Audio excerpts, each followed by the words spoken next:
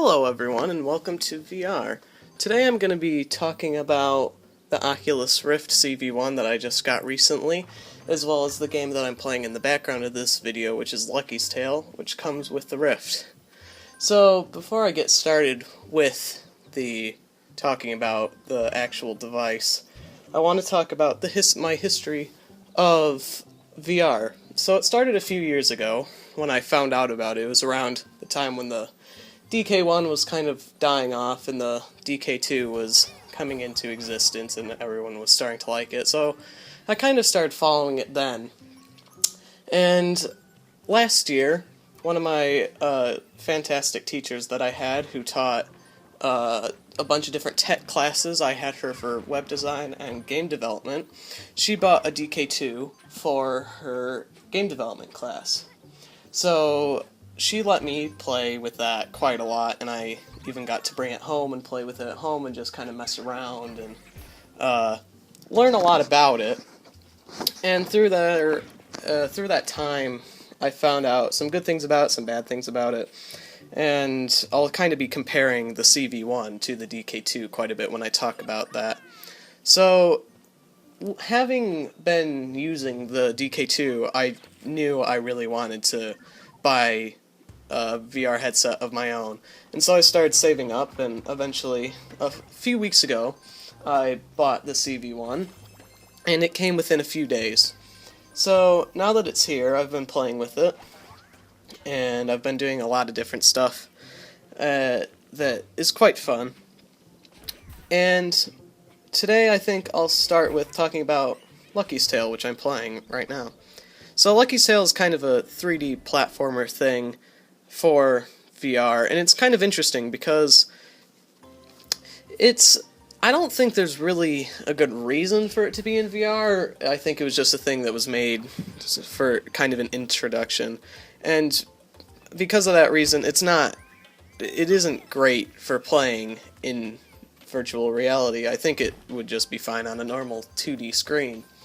But it is a nice game, it looks nice, it plays nice, it feels like an old Mario game almost, that's like an old 3D Mario game.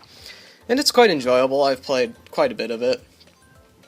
And like I said, the only things wrong with it is it doesn't really feel like it should be in VR, it could be just fine on a screen. And there's a few other things that are just kind of annoying about it. Oh yeah, the camera. The way the camera moves, it kind of glides behind the character. That can be kind of nauseating to some people. To me, it's not too bad, but to some people that could be kind of annoying and maybe make you feel a bit sick because it always follows you at a constant speed, and when you're looking around and stuff, it just feels a bit weird.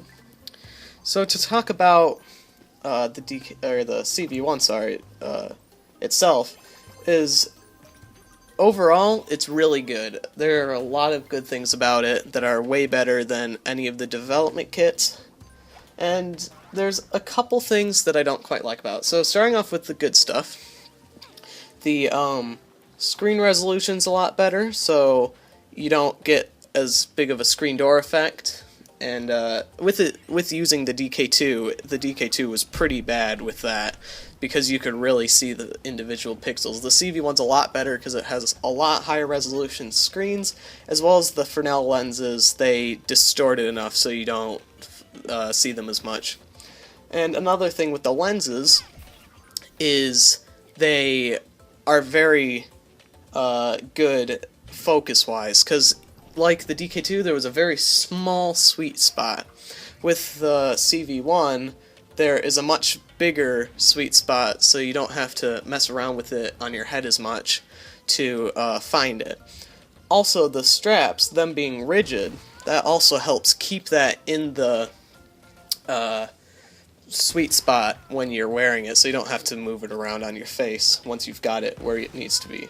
And those straps also help weight distribution, because the DK2 was really quite heavy because it was just a big block of plastic, basically, that sat on the front of your face, and there were elastic straps, and those straps made it so that it wasn't really supporting any of the weight, so all the weight was right on your nose and your face. The CV1 is a lot better because it has that rigid strap, which has a triangle on the back, so that kind of cups the back of your head, and the weight of the actual HMD isn't as heavy on your face. Plus it's made of lighter weight material so that it's not as heavy as the DK2 anyways. So, also the headphones, the built-in headphones, those are really quite good because they have really good sound. Like, just, I don't really care about headphones too much, so I don't know like what's good and what's bad, but they sound nice, they're comfortable, and you can always take them off if you want to, and so they're pretty good.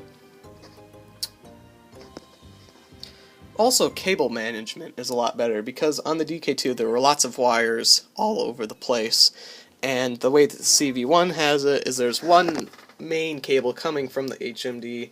It's pretty long, so you can kind of stand up with it and maybe move around a bit. But then near the end of it, it splits into a USB and an HDMI, so you just plug those two in. It doesn't have any box of any kind like the development kits had. And then for the sensor, that only has one USB as well, so that runs into the back of your computer. So that's really nice. Talking about the sensor, it's a lot better. It has a wider field of view, and it's just, the design of it's a lot better. And I'll show in a different video how big the field of view is and how it can actually do room scale despite what people say about it not being able to. So that'll be a different video. But for now, I think that's about all I'm going to talk about. I've covered pretty much everything I like about it. I didn't say what I dislike about it. The only thing that I dislike is it's a bit, sometimes it gets, like, for me, I can't wear it for too long, and that's all. That's the really big problem with it, is just VR isn't perfect yet, and it's going to be a bit pixely, and that can lead to a bit of just tiredness almost, like when you're wearing it. So I hope this video was kind of helpful, kind of interesting, and that's all I have to say for now. So I'll leave this video here, and I'll see you all next time.